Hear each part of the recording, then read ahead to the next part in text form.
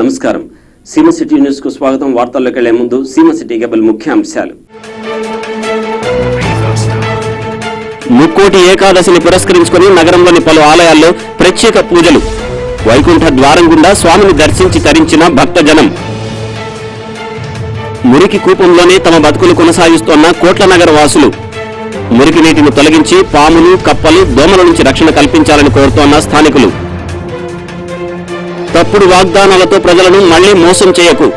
ముఖ్యమంత్రి Chandrababu నాయుడుపై MLC Geyanand fire. ఈనాటి వివరాలు. ముక్కోటి ఏకాదశితో నగరంలోని పలు దేవాలయాలు కిటకిటలాడాయి. ప్రజలు ఉదయం నుంచి భారీగా తరలివచ్చి ప్రత్యేక పూజలు నిర్వహించి తీర్థ ప్రసాదాలను స్వీకరించారు.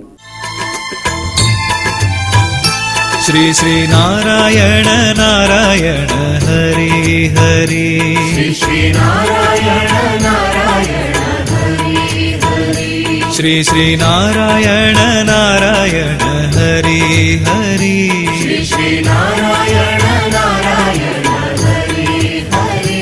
तेरी लीला सबसे न्यारी न्यारी हरि हरि, तेरी लीला सबसे न्यारी न्यारी हरि हरि, ओ तेरी लीला सबसे न्यारी न्यारी हरि हरि, तेरी लीला सबसे न्यारी न्यारी भजमन नारायण नारायण हरि हरि. విష్ణుమూర్తి ఆరాధకులు పరమ పవిత్రమైన దినంగా భావించే రోజు ముక్కోటి ఏకాదశి. ముక్కోటి ఏకాదశిని వైకుంఠ ఏకాదశి అని కూడా అంటారు. హిందువుల క్యాలెండర్ ప్రకారం ముక్కోటి ఏకాదశి మార్గశిర మాసంలో వస్తుంది. ఆంగ్ల క్యాలెండర్ ప్రకారం అయితే డిసెంబర్, జనవరి నెలల్లో వస్తుంది. స్వర్గద్వారం ముక్కోటి ఏకాదశి, వైకుంఠ ఏకాదశి అని పేరున్న ఈ పర్వదినాన పలు ఆలయాల్లో ఏకాదశిని ఎంతో బ్రహ్మాండంగా నిర్వహిస్తారు. ఈ నేపథ్యంలో నగరంలోని విజ్ఞాన మందిరం, వెంకటరమణ కాలనీలోని శ్రీ వెంకటేశ్వర స్వామి దేవాలయంతో పాటు పలు ఆలయాల్లో భక్తులు పెద్ద ఎత్తున ప్రత్యేక పూజా కార్యక్రమాలు నిర్వహించి వైకుంఠ ద్వార దర్శనం చేసుకుని స్వామివారిని చూసి తరించారు. భక్తులు పెద్ద ఎత్తున తరలి రావడంతో ఆలయాలన్నీ కిక్కిరిసిపోయి కిటకిటలాడాయి.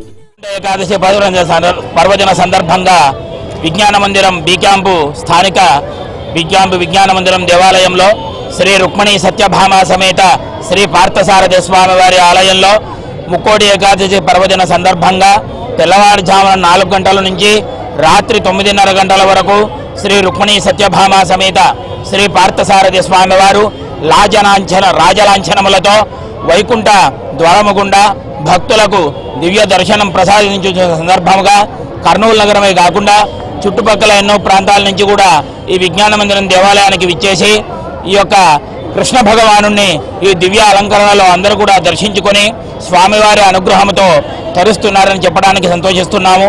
విజ్ఞాన మందిరం కమిటీ వారి యొక్క సహకారముతో ఈ యొక్క విజ్ఞాన మందిరము గత 47 సంవత్సరముల నుంచి కూడా విజ్ఞాన మందిరంలో ఈ విధంగానే వైకుంఠ ఏకాదశి పర్వదినం జరపబడుతుంది. గుడి 1967 సంవత్సరం స్థాపించబడింది. ఇది కొంతమంది ప్రముఖులతో డాక్టర్ శివకృష్ణ నాయుడు కానీ డాక్టర్ రామచంద్రరావు గారి ప్రోత్సాహంతో ఎక్కువ ఇది అప్పటి నుంచి కార్యక్రమాలు జరుగుతూ వస్తుంది. కానీ ఈ వైకుంఠ ఏకాదశి నాడు పర్వదినం వల్ల విశేషంగా జనము రావడానికి ఇది చాలా తోడ్పాటు పడుతుంది. డి నాగరాజు, ట్రెజరర్, విజ్ఞాన మందిరం. శ్రీనివాస శ్రీ వెంకటేశ భక్తవత్సల భాగవత ప్రియ గోవింద గోవింద హరి గోవింద వెంకటరమణ గోవింద గోవింద హరి గోవింద వెంకటరమణ గోవింద. శ్రీ మహావిష్ణువు సర్వాలంకర భూషితుడై వైకుంఠ ఉత్తర ద్వారం వద్దకు విచ్చేయగా అక్కడ ఉత్తర ద్వారం వద్ద సకల దేవతలు ఆయనను సేవించిన రోజు కనుక దీనిని వైకుంఠ ఏకాదశి అని పేరు ఏర్పడింది. అందువల్ల ఈ దినం వైష్ణవాలయాల్లో ఉత్తరం వైపున ఉన్న వైకుంఠ ద్వారాన్ని తెరుస్తారు. ఈ ద్వారం నుంచి వెళ్లి స్వామివారిని దర్శించుకోవడం అత్యంత పుణ్యప్రదంగా భావించబడుతోంది. ఈ రోజున శ్రీ మహావిష్ణువుతో పాటు 33 కోట్ల మంది దేవతలు భూమికి దిగివస్తారని నానుడి. అందువల్లనే దీనికి ముక్కోటి ఏకాదశి అని పేరు. నవనీత చోర పశుపాలక శ్రీ పాప విమోచన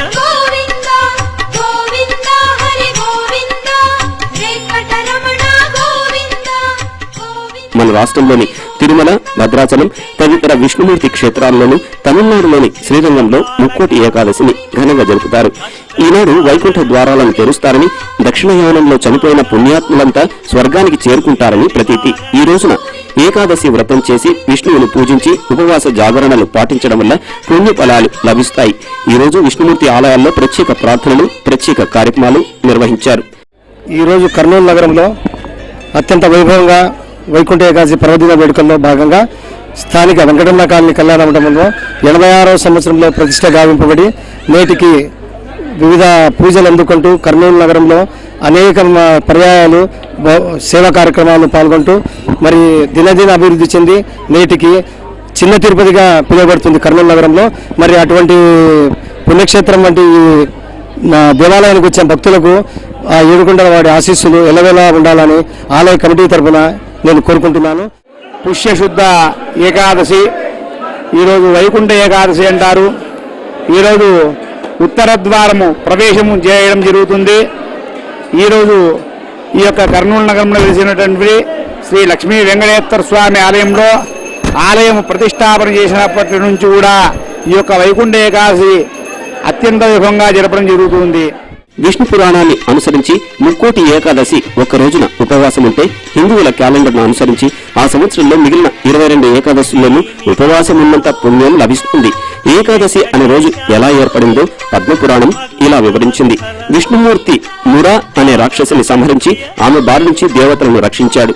పశ్చాత్తాపంతో కుమిలిపోతున్న మురను చూసి ఆమె కోసం ఏకాదశి అనే తిథిని ఏర్పరిచాడు. విష్ణుమూర్తి మురపై విజయం సాధించింది ఈ రోజునే. ఈ రోజున ఎవరైతే ఉపవాసం, జాగారం ఉండి విష్ణు నామస్మరణతో కాలం గడుపుతారో వారు మరణానంతరం వైకుంఠానికి చేరుకుంటారని వరం ప్రసాదిస్తాడు విష్ణుమూర్తి. ఇది ఏకాదశి గాథ. భారతదేశంలో శ్రీరంగంలో ముక్కోటి ఏకాదశి ఉత్సవాలు 21 రోజుల పాటు వైభవంగా జరుగుతాయి. శివుడి ఆరాధకులు శివరాత్రిని ఎంతటి పవిత్రమైన రోజుగా భావిస్తారో విష్ణుమూర్తి భక్తులు ముక్కోటి ఏకాదశిని అంతే పవిత్ర దినంగా భావిస్తారు. ఈ రోజు విష్ణుమూర్తి పటానికి పండ్లు, తులసి మాలలు, తమలపాకులు, వక్క, పలుకులు, ఆకుపచ్చని అరటికాయలు, కొబ్బరికాయలు సమర్పించి పూజించాలని పురాణాలు చెబుతున్నాయి.